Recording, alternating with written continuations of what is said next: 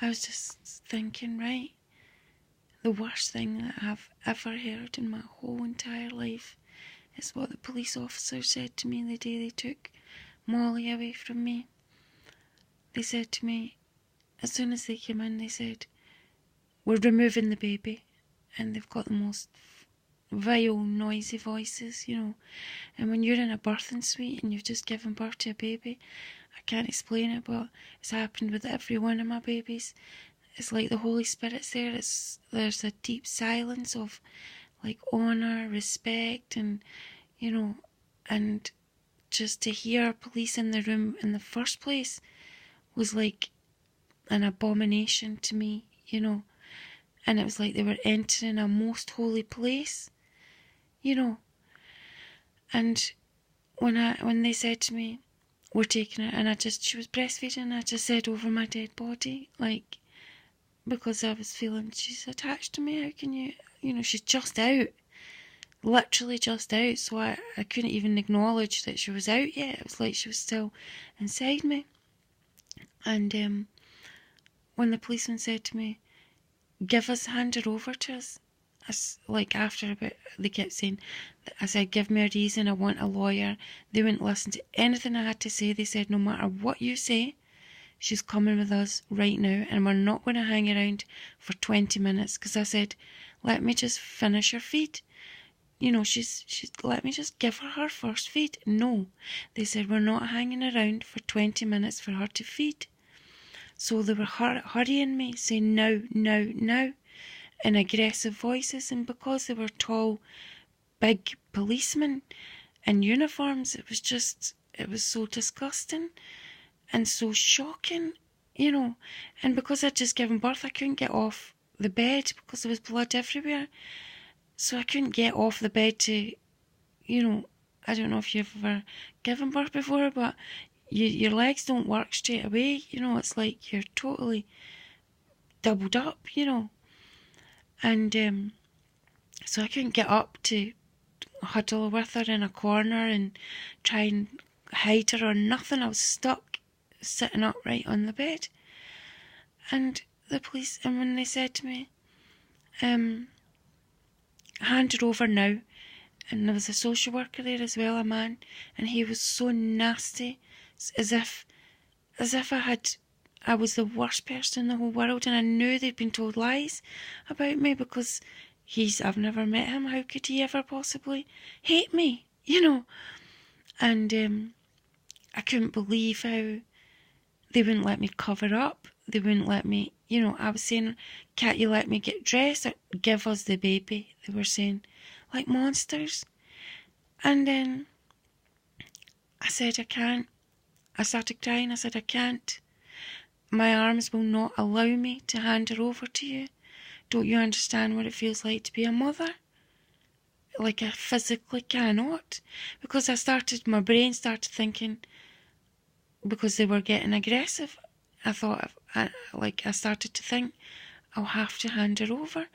And my arms wouldn't do it. Like, psychologically, my arms would not let her go.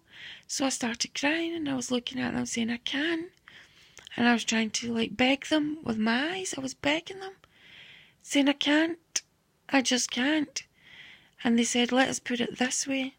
And these words I will never forget. They said, "If you don't hand her over, we are going to attack you. And if the baby, in the struggle, if the baby breaks her leg as we are pulling her off you, even though it was us that broke her leg, you'll go to jail." And then I handed her over. Now, I've never got over that, not for 1 second. How can somebody possibly attack a mother and baby?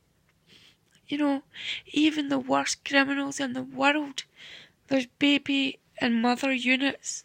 You know, if a mother's murdered someone or she's a drug addict or anything, there's prison with baby units where the mother and baby can still be together for a few months, you know, to stop that pain of what happens. It's like, I know not everybody might, and I was thinking there's worse things. I mean, what if someone came in and murdered her in front of me, but they may as well have, you know, because the state she was in the next day, she didn't look like the same baby I gave birth to, you know.